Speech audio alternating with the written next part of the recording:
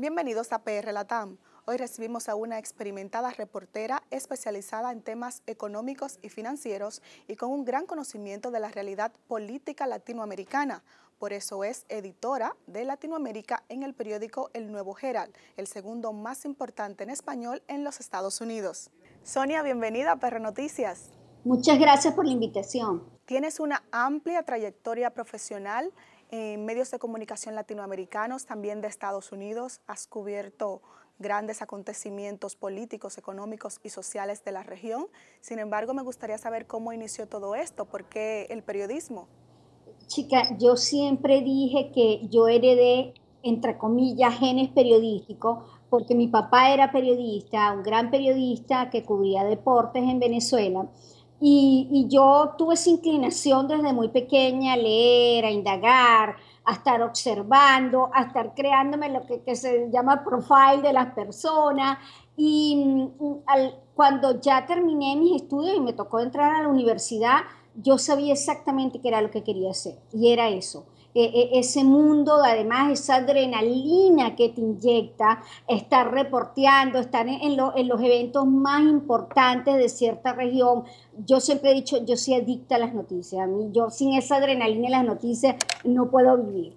¿Te ayudó que tu padre fuera una figura reconocida en Venezuela o tuviste que abrirte camino tú sola desde cero? Tuve que comenzar desde cero porque teníamos especializaciones totalmente diferentes. Él siempre estuvo en la parte de deportes y yo comencé con la fuente de economía. Y de hecho me especialicé mucho en esa fuente durante muchos años. Hoy en día ya tengo otro tipo de especializaciones, pero desde el inicio fue así, la fuente económica. ¿Por qué economía? Chica, yo creo que el momento fue como, era lo que se me había presentado al inicio.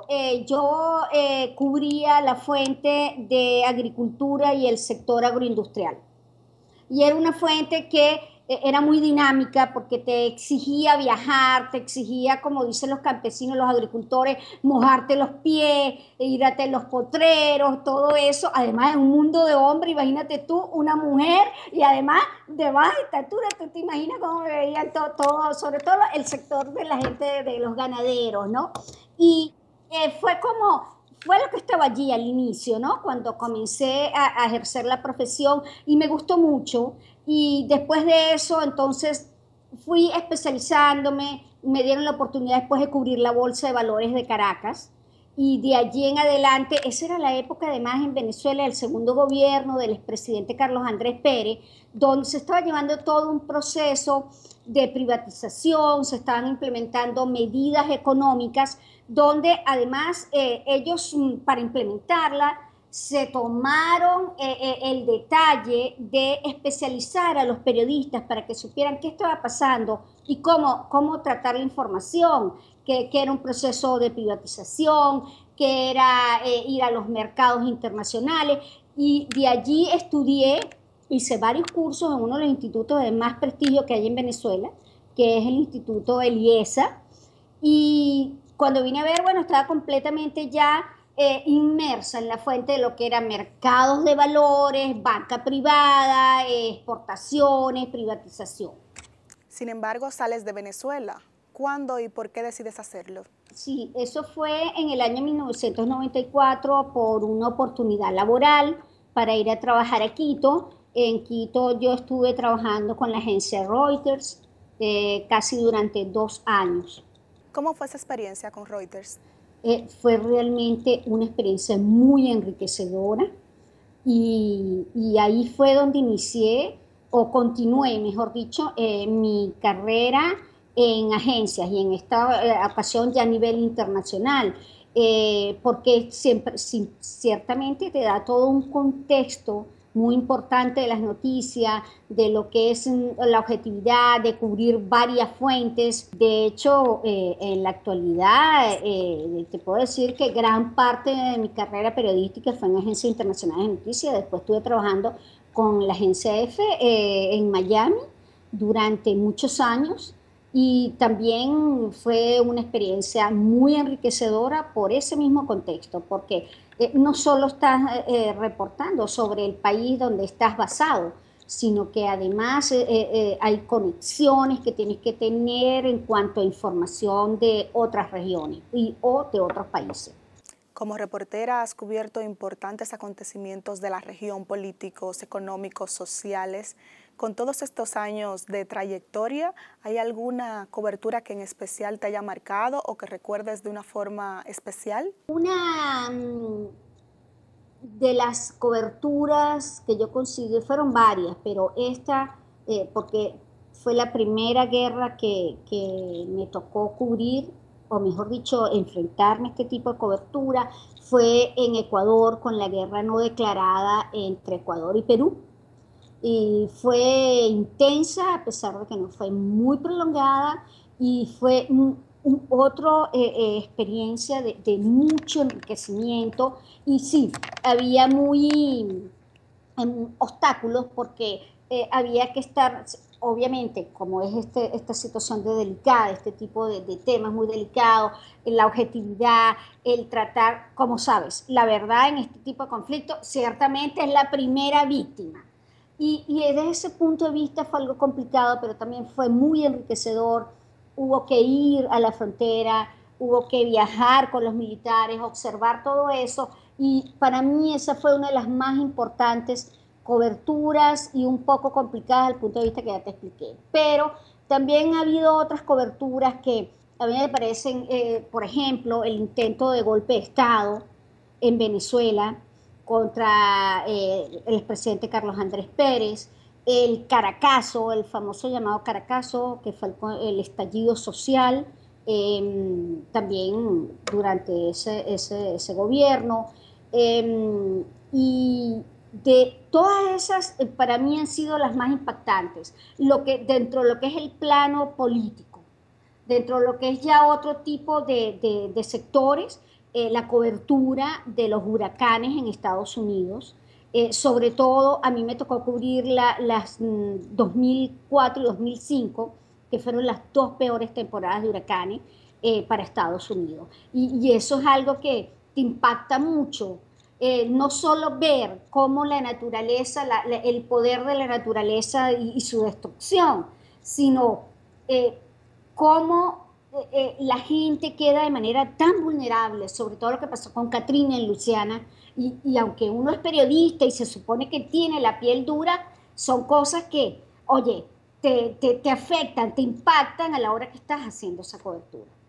¿Se llega a sentir miedo? Porque hay veces que los periodistas nos arriesgamos mucho a la hora de cubrir un evento. Yo no sé si, es cierto, uno debería sentir temor, pero ya sabes cómo somos los periodistas cuando estamos en ese tipo de cobertura. Parece que la misma adrenalina como que te lo neutraliza. Y ahí el por qué yo he estado haciendo cursos de especialización, sobre todo con periodismo y el crimen organizado. Y una de las cosas que me enseñaron allí fue eso. El periodista se expone porque el periodista no está parándose a pensar, voy a sentir miedo, o esto puede ser peligroso, porque uno está concentrado en informar. Y yo pienso que después que pasa la cobertura, tú dices, fui imprudente en esta forma, y a lo mejor como que empiezas a sentir ahí algo, pero como se dice en inglés, too late, demasiado tarde, porque ya pasaste por allí, ¿no? Tu trabajo te ha llevado por países donde ejercer el periodismo a veces se torna difícil o peligroso. Por eso me gustaría saber si hay alguno donde tú pienses que es más complicado informar por las condiciones que se están dando. Yo tuve la gran suerte cuando reportaba en América Latina de no haberme enfrentado con esa situación. Lamentablemente, hoy en día, los dos de los peores países para ejercer el periodismo son Venezuela, mi país natal, y Ecuador. En Ecuador está la peor ley de comunicación de toda la región hasta el momento. Y en Venezuela, el acoso judicial, la persecución, las agresiones físicas están casi que aniquilando el ejercicio del periodismo en mi país, porque el tema del régimen que está instalado obviamente quiere que nada más se conozca una parte o se informe solo la parte oficial. Y poco a poco han ido asfixiando los medios independientes y de hoy en día los venezolanos cuentan con muy pocas ventanas de información dentro del país. La gran ventaja es tener el Internet, las redes sociales que se han convertido precisamente en esa puerta, una de las puertas para poder estar informados. Tú fuiste presidenta de la Asociación de Periodistas Venezolanos en el Extranjero, por lo que conoces muy bien los problemas a los que se enfrentan tus colegas. Me gustaría saber cuál es la situación actual y cómo vislumbras tú el periodismo venezolano dentro de unos años. Sí, ciertamente tuve el orgullo de ser la primera presidenta de APEVEX y fundadora, junto con otras dos colegas, Yamile Salazar y Belsay Hinin. Y desde esta organización pudimos ver cuando la creamos fue precisamente por eso. En ese momento, solo en el sur de la Florida, habían más de 100 colegas. Aunque algunos de ellos ya estaban aquí, que se habían venido no por persecución, sino por temas de oportunidades laborales y ya estaban instalados. Pero ciertamente cuando la creamos, estábamos viendo que empezamos a observar que estaba incrementándose esa llegada de los colegas. Y Miami es una ciudad muy competitiva y hay pocos medios de comunicación, digámoslo, grandes, ¿entiendes? Y entonces eso dificulta mucho para mis colegas venezolanos conseguir trabajo.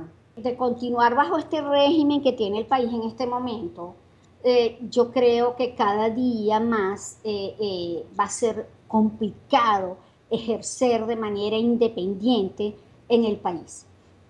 Las violaciones a la libertad de expresión, a la libertad de prensa son muchas, son a diario, son constantes y si continuamos bajo este régimen, yo vislumbro un panorama mucho más sombrío del que ya tenemos. Volviendo a tu carrera profesional, ahora estás en el Nuevo Herald, que es el segundo periódico en español más leído de los Estados Unidos.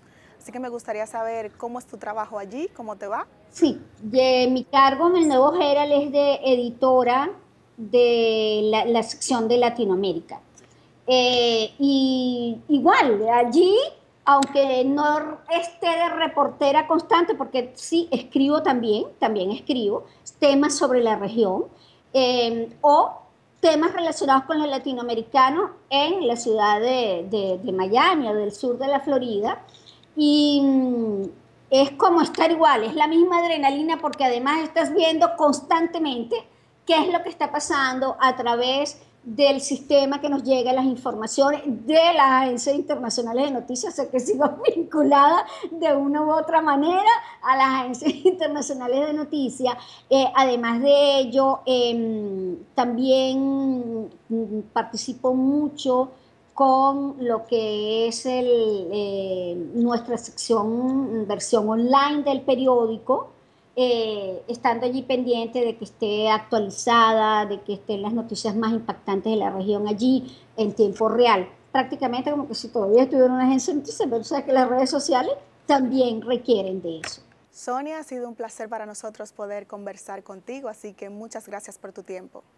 No, muchas gracias a ustedes por haberme invitado y bueno, y para la próxima sigo estando a la disposición. Ella era Sonia Osorio, una periodista venezolana que se define como una adicta a las noticias. Si tienes alguna duda o comentario, pregunta sobre esta entrevista, recuerda hacerlas utilizando el hashtag PRLatam y seguirnos en @PRNoticias. Hasta la próxima.